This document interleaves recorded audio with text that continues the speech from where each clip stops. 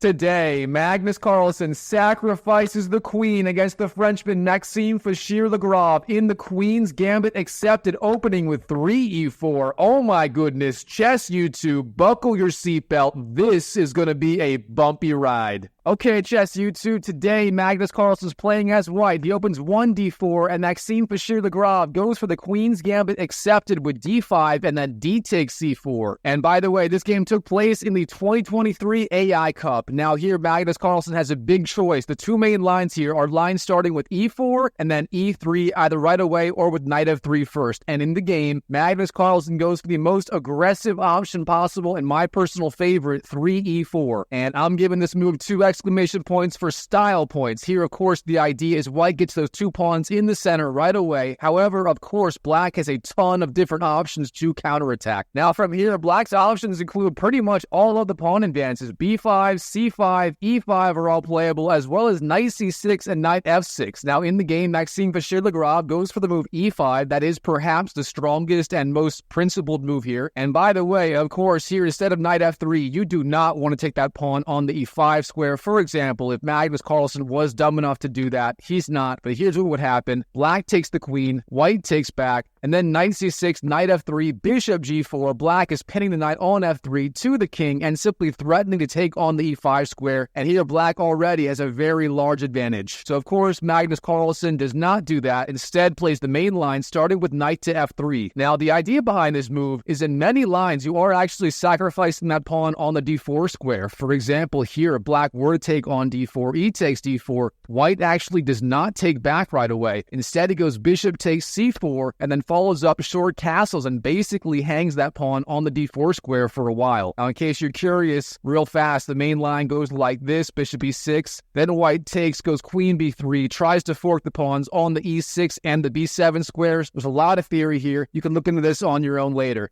But instead of that, here Maxime Vachiere-Lagrave move for bishop b4 check. This is the other main line. The idea here is after white goes knight to c3, the best move, black's going to follow up with knight to f6. And already we see black piling up the pressure on the e4 pawn, the knight attacking the pawn. The knight here on c3 is pinned by the bishop on b4. And beyond that, black is also getting ready to castle on the kingside very, very fast. Overall, very solid line by black, but there's just one problem. Of course, Magnus has a knight on f3, and he can simply win the pawn on the e5 square right away. And this is where things get really, really interesting. Here, Magnus takes on e5, and now instead of knight takes e4, that would be a massive mistake. Instead, here, the Frenchman, Maxime Vachiere-Lagrave, counterattacks on the queen side with the strongest move, b5. Now, the idea behind this move, obviously, is black is just bolstering that pawn on the c4 square, and from here, he's going to castle and have a great game. And of course, by the way, that pawn on the b5 square is not hanging. The knight on c3 is still pinned by the bishop on the b4 square, so knight takes b5 is not possible yet. And by the way, in case you were curious here, knight takes e4 immediately is actually not a good move. It's a massive mistake. Here, white just takes on c4. He's threatening bishop takes f7. He's short castles, and white's lead in development is so strong that black is going to be in a world of trouble here. Take my word for it. So instead, b5 on the board, the best move, and already we have an incredibly sharp game. Now here, Magnus Carlsen, he defends the e-pawn with pretty much the only good move. That is f3. And now we can see Magnus Carlsen completing his idea from the opening. He has that pawn center in the middle of the board, and all the pawns are being defended. However, of course, to do that, he did pay a price. That pawn on the f3 square does hurt his development a little bit. So, for example, the knight on the e5 square doesn't have a good retreat square now, and that may be a big problem later in the game. Hint, hint, wink, wink. All right, now here, MVL, the Frenchman, he castles short, best move, and now Magnus, his main idea is going to be getting these bishops out to the e3 and the e2 squares and short castling, but before he starts that plan, he throws a little bit of a curveball with this move a3. It's not really good or bad, it's just an interesting little twist that Magnus Carlsen throws in. Now here, obviously, bishop takes c3 is not a good move. Yes, black does technically damage white's pawn structure a little bit, but that dark squared bishop is just so important in these positions, and white's bishop pair matters way more than these slightly weakened pawns on the queen side. Of course, Magnus has a4 resources. No surprise here that instead MVL simply retreats his bishop back to the a5 square, and from here Magnus continues development. Bishop e3. His plan now is likely going to be bishop e2 and then short castles. However, just as quickly as I say that, MVL throws a big curveball here. Now, typically in these positions in the Queen's Gambit accepted where black goes b5, the white goes f3, here black, what he should be doing is just slow playing the position, getting his pieces out. For example, rook e8, bishop b7, ideas like that. However, instead here, MVL immediately counterattacks on the queen side with the move c5. Now, this move looks pretty strange. I mean, first of all, the pawn, that is a clean pawn sacrifice. White can simply take on c5, it's defended by the bishop, and black isn't even attacking the pawn right now. So what the heck is black's idea? Well, Magnus Carlsen does take on c5, and here we're starting to see the problem for white. Queen to e8.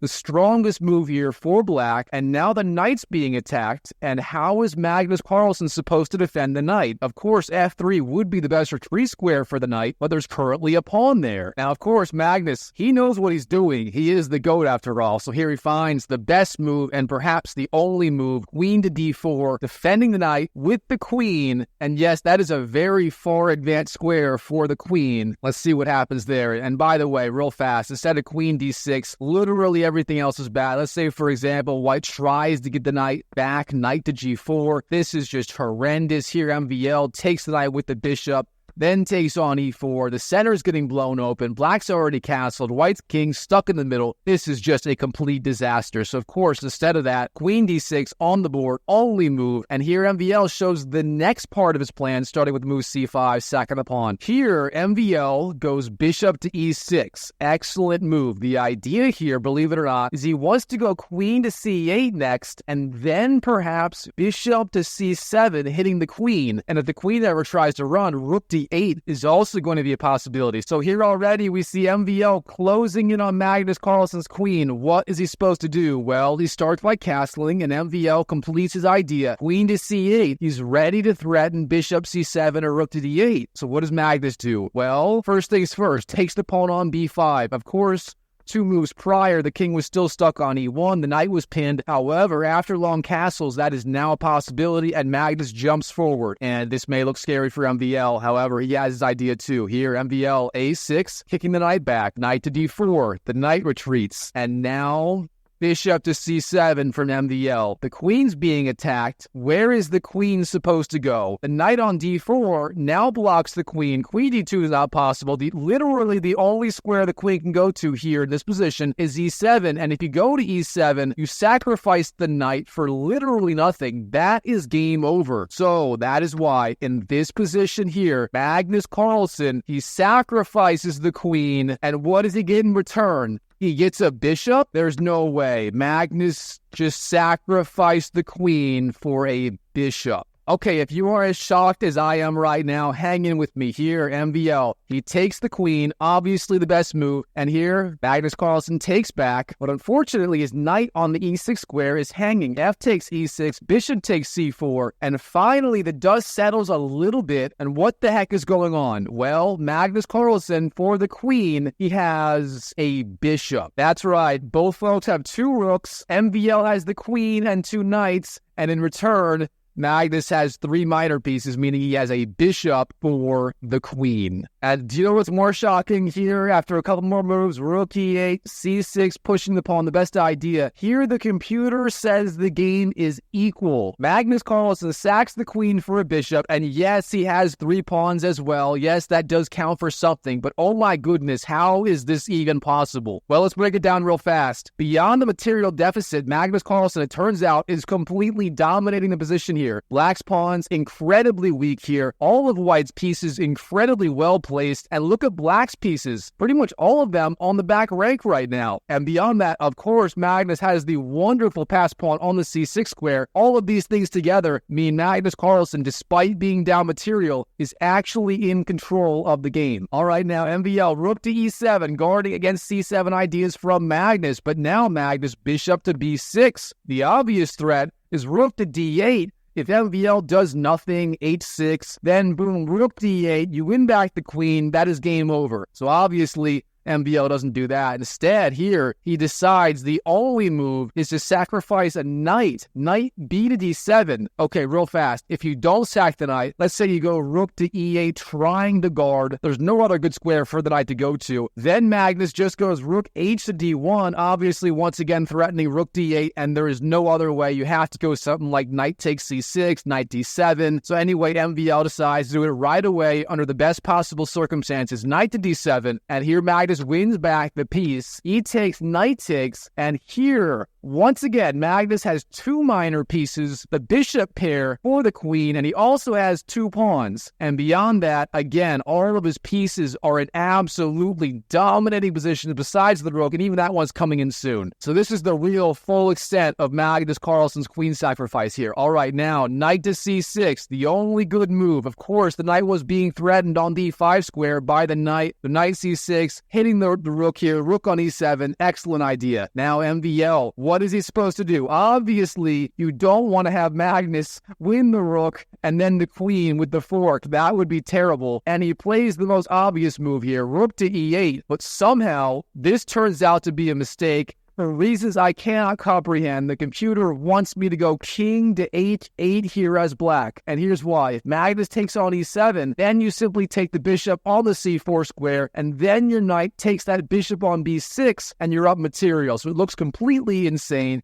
But here, king to h8 is actually the move, ignoring knight takes e7. However, MVL, this is a rapid game, 15 minutes total for both sides. Here, he simply goes rook to e8, trying to defend. Now here, Magnus Carlsen, he starts by retreating the bishop to e3. Bishop d3 on the board. Of course, the bishop was being attacked by the knight on the b6 square. Doesn't have to worry about that now. Now MVL, queen to c7, attacking the rook, and Magnus simply goes rook h to d1, defending the rook on the d6 square, and now the rooks are tremendously placed on this d-file. Oh my goodness, this game is just insane. All right, of course here, knight on d7 is being attacked by the rooks. Knight f8 defending, also supporting that weak pawn on the e6 square. Great move by MVL. Now Magnus, king b1, getting everything out of these weird x-ray attacks on the c-file. And now MVL, same thing. King h8 getting off this x-ray attack on this diagonal with the bishop. Okay, here, both sides have made pretty much all the obvious moves. Magnus getting his pieces into the game wonderfully, and here he has to find the next plan for this next phase of the game. Now, technically, the best idea for Magnus here is going to be slow playing the position. Ideas like e5, trying to block that knight out of the game, supporting the rook on d6. Then you go bishop b3, bishop a4, putting pressure on this diagonal, king a2, getting the king to safety. All of these ideas is basically the strongest plan here. Trust me on that. But instead, Magnus Carlsen, he is not in a waiting move. He busts out the Kingside attack with the move h4. Oh my goodness, this game just went from wild to absolutely crazy town. What the heck is Magnus doing? Well, MVL h6 trying to get some support squares for the king, and now Magnus shows his idea. g4, he's playing it like an English attack in the Sicilian defense against the Najdorf with these pawns here. He's going g5, he's trying to blow open the king side. All right, MVL, what does he do here to defend? Well, he starts queen to f7, excellent move. The idea is he wants to reroute the queen over here to the f6 square, and on f6, it's going to do a fantastic job of defending the king and also pressuring these pawns on the king side. So, queen f7 on the board. Now, Magnus, knight e5, hitting the queen. Obviously, MVL's got to move it. Queen to f6, completing his idea here. Again, he's attacking on h4, defending the king. The queen is excellently placed. And, of course, also the knight on e5 being pressured. Now, here, Magnus plays a very obvious-looking move. Bishop to d4. However, this turns out to be a mistake, and it seems to give MVL a little bit of the initiative here. Instead, Magnus Carlsen, once you start this kind of attack, you basically just have to go all out. The right strategy here is f4, and after the queen takes the pawn on h4, then you go g5, literally just blowing open the king side here. This is absolutely wild, but instead,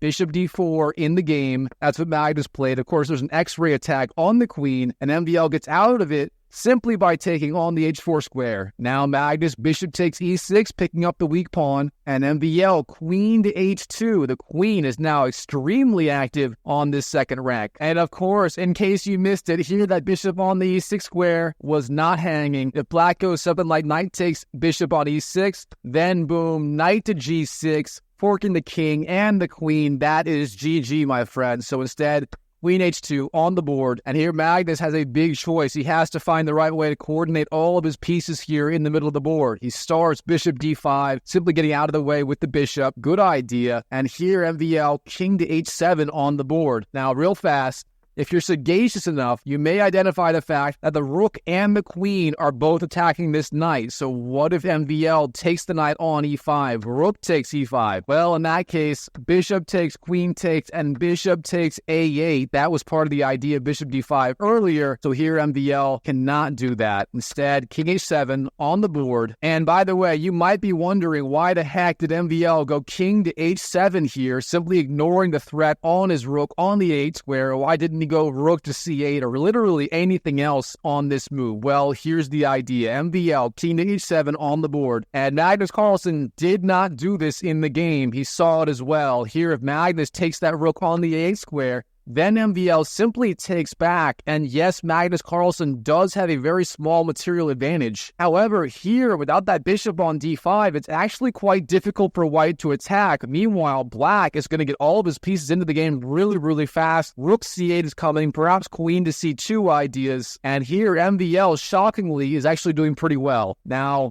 instead of that, what's the best move here? Turns out it's simply knight to f7. The idea behind this move is you want to support the idea of g5 next, trying to blow open the kingside. But instead of that, here Magnus, he is trigger happy. He just goes for it right away with the move g5. Now, as you can see, I'm giving this move 2 question marks. Why the heck is g5 so bad here? Well, let's let MVL show us why. In the game, he literally ignores the threat on his king from the pawn, and he just counterattacks with the move rook to c8. Of course, fantastic move, getting out of the way of the bishop, supporting queen c2 ideas. And here Magnus has to figure out what the heck he's going to do, and he has to figure it out very, very quickly. Now, from here, both of these pawn advances, g6 and g takes h6, simply don't cut it. The only 2 good moves for Magnus here are going to be rook to c6, rook c6 here, or the absolutely insane looking move, bishop to f7. Now, in the game, Magnus does play the human-looking move, rook to c6. But before moving on, I do just want to quickly mention, if you want to see some absolutely insane lines, I highly recommend investigating bishop to f7 here. The lines here are absolutely nuts. You got to be a very stable future chess champion like Hans Niemann to figure out what the heck is going on here. There are some absolutely wild mating attacks. All right, but anyway, rook c6 on the board. Don't want to get too sidetracked for you guys. Now, here MVL takes the rook, Magnus takes back with the knight,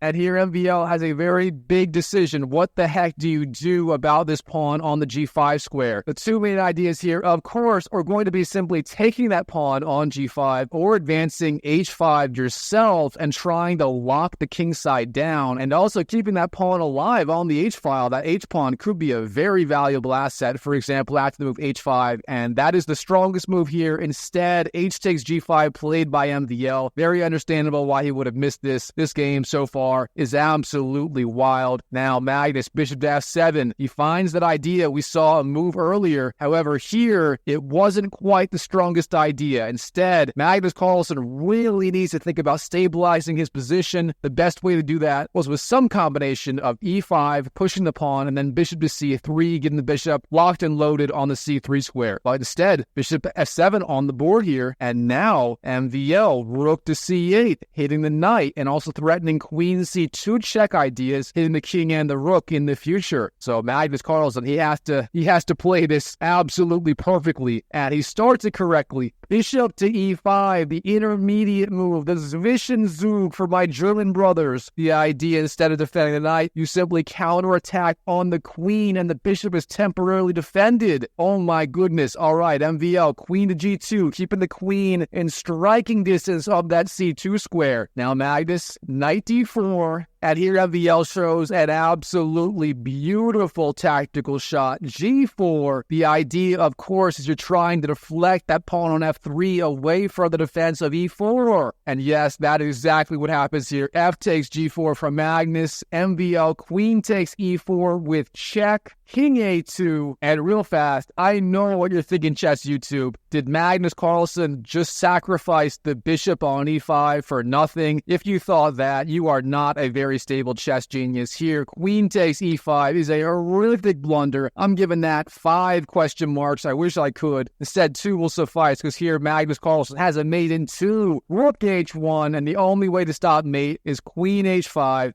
Then rook takes h5. That, my friends, is checkmate. So, of course, queen takes e5, not played by MVL. Instead, rook to d8 on the board. And here MVL is putting more and more pressure on Magnus Carlsen's pieces in the middle of the board. All right, here, Magnus, rook to f1. And once again, nothing can be taken. Either queen takes e5 or rook takes d4. Both of those result in defeat based on these rook h1 checkmate ideas. And the king is so vulnerable on this h-file. Now, here, MVL, what the heck is he supposed to do about this threat of rook h1 in the future? In the game, he goes queen g2, the idea, of course, just trying to put some annoying pressure on that rook on the f1 square. However, that wasn't completely necessary, and here instead, rook to d7 would have nearly decided the game on the spot. Here, the main line, white's going to have to retreat the knight, knight to f3. MVL takes the bishop on f7, and the idea is you literally allow the triple fork on the g5 square, hitting the king, the rook, and the queen. Real fast, knight g5, you move the king, knight takes queen, and the idea is at the end, you do have that discovered attack on the rook on the f1 square, and here black basically has a winning endgame with the rook versus the minor piece and one pawn from Magnus. That is just not enough. But unfortunately for MVL, he didn't find that, and that means the game continues to be absolutely crazy town Looney Tuneville for quite a while. Here, queen g2 on the board, and now Magnus, rook to f5. The audacity of Magnus Carlsen threatening checkmate in one move. Of course, MVL, he's going to block it. G6, no checkmate yet.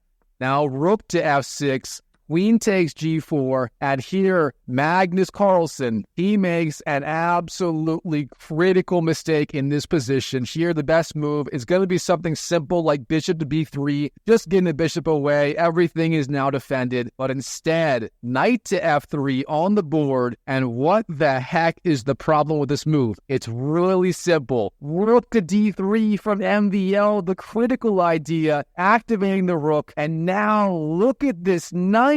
It has almost no good squares to go to. What the heck is Magnus supposed to do to defend it? All right, here, Magnus, bishop d5, trying to defend. And of course, the idea is if MVL takes the bishop on d5, which he does, then you open the discovered attack on the knight. And there's also going to be really weird threats against the king. All right, here's what happens. Rook takes d5, rook f7 check, king to h6. Bishop g7 check, king to h5. The king is now a fighting piece in the game, if you can believe it. And finally, Magnus takes that knight on the f8 square. Okay, let's recalibrate here. What the heck is going on material-wise? Well, it turns out MVL is still up material. Both sides have the rook, fair enough. And now MVL, he still has that queen versus the two minor pieces of Magnus Carlsen, the same material imbalance we saw earlier in the game. However, the difference here is MVL is not down 3 pawns, which means MVL has a crushing advantage here. All right, let's see what happens. Queen c4 check on the board. b3 blocking the king. Queen e2, bishop b2. All right, that bishop is now forced to be passively defending. Very good for MVL. Now, shockingly, king g4. The king has entered the game as a fighting piece. Oh my goodness.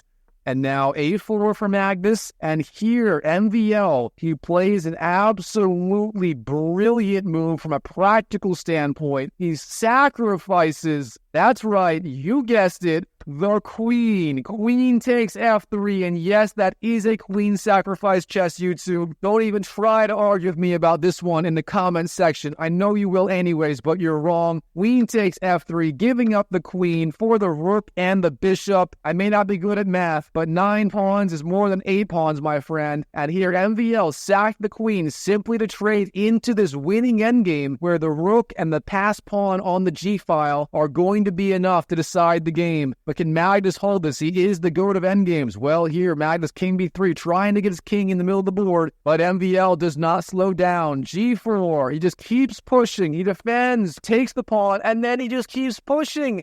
And finally, in this position, after blocking the b7 thread from Magnus Carlsen, there is no way to stop the idea of g2. Of course, if you go bishop to d4, rook takes with check, followed by back to the d8 square, and because there's nothing left here in this position, Magnus Carlsen resigns to Maxime Vachiere-Lagrave. Oh my goodness, what a game with the queen sacrifice by Magnus. This game was absolutely insane. Now, if you made it this far, Chess YouTube, before you go, I hope you loved the video. If you did, go ahead and smash that subscribe button and check out my Magnus Carlsen playlist, and I will see you in the next video.